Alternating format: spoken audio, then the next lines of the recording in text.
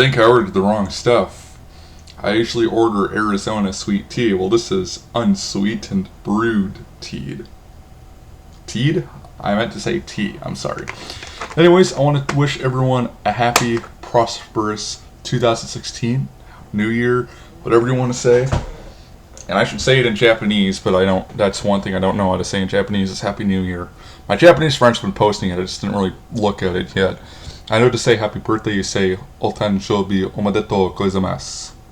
Although I think the gozaimasu part you don't have to add, but whatever. Anyways, so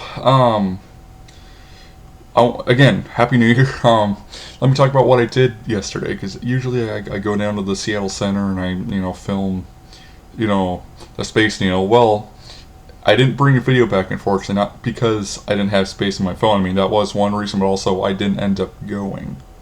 So what did I do for New Year's? Well, our band played a gig down in Everett. So, and we had a great time. Now, I know people shot videos of us, but I don't think anything's going on YouTube.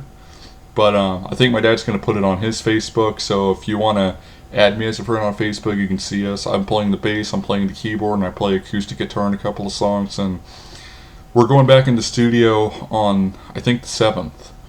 And I cannot wait. I mean, the first time I went to that studio, it was like going into a candy store. I mean, I was just freaking out in a good way. I mean, I was like, oh my god, look at all this cool stuff. My uncle once took me to a studio that he was in once, and that was pretty cool. But this place was like even cooler. I mean, no offense. My uncle, I have a lot to thank for him, because I think he's who got me into music. I mean, he's the founder of the Washington Blues Society. I don't know if you know about that. Probably not. From what I've seen, it's very small known. But I mean, it's I think that's one reason why I like blues. Now, I say every year that I'm attracted to like a certain band. And even though I'm wearing the Smash Mouth shirt, I don't think it's going to be them. Like when I was, 18, it was The Offspring. 19, it was Sting. 20, well, maybe I'm a year off, but 21, it was The Offspring. Or 2015, it was The Offspring. 2016, I think it's going to be, let me get it out here, Chicago. Oh my gosh, I have been listening to their stuff, and I've been covering some of their songs too, although I don't have a high singing voice. I'm a baritone, so I can't go that high, which sucks. I have to sing things an octave lower, and it's so easy to go out of key when you're singing low notes. So now there are notable people who are baritones. The only one I can think of right now is Eddie Vedder, and I think Jerry Cantrell is too. I'm not sure, but anyways, so I've been listening to this book. I originally got this a couple years ago, because it had a "Does anybody really know what time it is?" and that was the only song I really liked by Chicago. I didn't really listen to the other songs, but now there's others that I want to cover: "Feeling Stronger Every Day," "Just You and Me," "No Tell Lover," maybe "Old Days." "Saturday in the Park" is one I covered. Now it's one, and I've been searching for so long. Now, "Saturday in the Park" is one I love, but it's so hard to sing. I mean, I have just the range to go up to the highest note in there, which is in the end where they're saying, "People reach in, people touch," and I have to sing an octave higher, and I'm not going to do that because I might shatter some windows. Whether you're using Microsoft Windows or you have Windows in your house, I don't want to do that, so I'm going to keep my mouth shut. But these are, if you guys, and yeah, people might think I'm crazy, but instead of collecting, video games lately, I've been collecting sheet music. But I don't like just collect it just so I can, stare at it. I actually get it because it's stuff I want to listen to, or if it's a band I've never heard before, it's like I'll listen to their music and then I'll end up liking it. In fact, I got a guitar book for Counting Crows. It was like something about satellites, like disarming the satellites or something like that, and I got the CD for it. I haven't listened to it yet, but I heard they're pretty good, so I'll have to listen to that. But I did pick up a couple books a few days ago. I just went to Goodwill. I didn't get anything special, but let's see here. Oh boy. but I got these two books. This one is The Best of Eric Clapton. There's supposed to be a CD that comes with it, but someone took it or they didn't have it when they gave it to Goodwill. But it was only, what, $2? So, I mean, this is a $20 book according to the price tag on the back. So, for $2, I'm not going to complain. So this is pretty cool, and it tells you about some of the styles. Like, something I didn't know is left hand muting. Now you can playing guitar, you can use a thing called palm muting, which is where you put your palm on the end of the guitar. That's how you get those chunky notes out of it, But I don't know what left hand muting is or left palm muting is. I mean, I know you do it with your left hand, I just don't know how it's done exactly. But anyways, I have to say it's a very suggestive picture on the front. I have a sick mind. Anyways, I do know that Eric Clapton uses the wah pedal a lot. That's actually what inspired me to get one. The only album I really know of his is Journeyman, but I love that album. Bad Love, Pretending, and Breaking Point are my favorite songs on that thing. And pretty much the only songs I listen to on that album, but I have it on CD and I have it on cassette here. And anyways, then there was this other band called Mercy Me Spoken For, and it's I got it because it turns out they're a Christian band, so I thought that was pretty cool. Never heard their stuff though, but I'll have to check it out.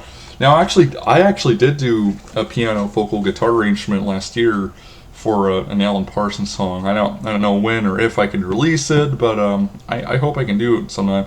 I've also done some sheet music transcriptions of video game music, and I do video game music transcriptions. So if you have anything, don't be afraid to ask. I do charge for it though, but I mean, if it's NES stuff, it probably won't cost much because that stuff's easy to transcribe. Usually, it's how much, depending on the amount I charge to do transcriptions, depends on how hard the song is to transcribe. And even then, I mean, there's some songs that you can't transcribe or transcribe some instruments for because they mix it poorly. So there will be some songs where you can't hear the guitar that well because there's another instrument that's louder than that. And the only other way to transcribe those songs is to find, by some miracle of God, the isolated tracks. And I actually told our producer when we were recording in the studio that when we make our final CD, which we will release soon, and if anyone buys any, I could probably autograph them for you. Not that my signature might mean much. It might someday, hopefully, but I told them I wanted the isolated tracks, and everyone just kind of looked at me weird, and I'm like, well, I transcribe stuff, and I even thought it'd be cool, last year when The Offspring did release their song Coming For You, their guitarist Noodles actually did a guitar lesson on that. And I'm going to do my own guitar lesson on that because, how to play the guitar solo, that's something he doesn't cover. But, anyways, I transcribed the drum and I transcribed the bass parts for that. So when I did that cover for their contest, which I, of course, didn't win, all the drum parts and the bass parts were transcribed by me. And I'm not going to... just the guitar part I took from Noodles, and, of course, the guitar solo I ad-libbed, which was probably another reason why I didn't win, but that's, man, when you go on the Offspring site back then to check, all the contest entries, that page loaded so slow, not just for me, it was, all my friends and everybody who wanted to see my video, they couldn't, so I had to or they couldn't do it on the site, so I had to show it to them on the actual YouTube page. And back then, when I did that thing, I didn't really study how the solo went, so that's why I don't play it properly. Now I know how to play it, so, yeah. Now, just, we're going to go a little off topic here, talk about 2015. It was an interesting year. I mean, I lost 3 people. No big deal, though. I mean, you got to move on. You got to look forward to seeing them in the afterlife. I'll see them in heaven. If they believed anyway. I hope they did. I mean, most of my family members are, or at least on my dad's side, are Christians. So, I mean, I do have a few that are agnostics and atheists and Buddhists and stuff, but the majority of us are Christians. So, I just look forward to seeing them on the other side. And in fact, I actually got this card here talking about my stepfather passed away, and gonna miss the guy. I told my I did tell my dad, though. I said, at least, you're my biological father and you're still here, I know I don't have you for much longer, but I mean, I am glad that you're here, at least I have you. So, I mean, I'm a little bummed out by it, but, you gotta learn to move on. I mean, is this really what my dead relatives would want? Would they want me to just, go, oh, well, I just want to grieve, I want them to grieve over me for the rest of their life? No, they probably wouldn't. I'm sure they wouldn't. So, you gotta move on. And I think I did. That's why I took that little break. I had to, collect my thoughts and just think about the time we spent together. And, it sucks that when we were starting to get close, he passed. So, anyways. Now, when I get the chance, I want to go back to doing game reviews. I can't really do it now because there's no video editing programs I have. Now, I had Adobe Premiere for XP, and I installed it on my 7 machine, but every time I try to run it, it crashes. My computer comes up with it encountered an error and needs to close crap. I tried running in compatibility mode, that also didn't work, so I guess the only solution I have is to get a newer version of Adobe Premiere. I think the one that I have is like the first version they ever made, so I'm not surprised it doesn't work. But at the same time, I have a program that's meant for Windows 3.1, and that works on my computer, no problem. So I am kind of confused. Is it just the way the programs are made, or that are coded, or something? I don't know. Also, crap, I don't have it with me, but I did get a CD from the Seattle Public Library. I found it at Goodwill. It's a Sting Dream of the Blue Turtles, but I mean, it's like, wow, that's cool that it came from the library, I've only been there once. I went there last year for the first time, and it wasn't very interesting. You're like, well, you've been a resident of Seattle for how long? You've never been to the library until now? Well, I don't usually like to check out books. I like to buy them and own them, because, I might need them later, And I'm opposed to people, or I'm kind of opposed to digital formats, because digital formats are something you can lose.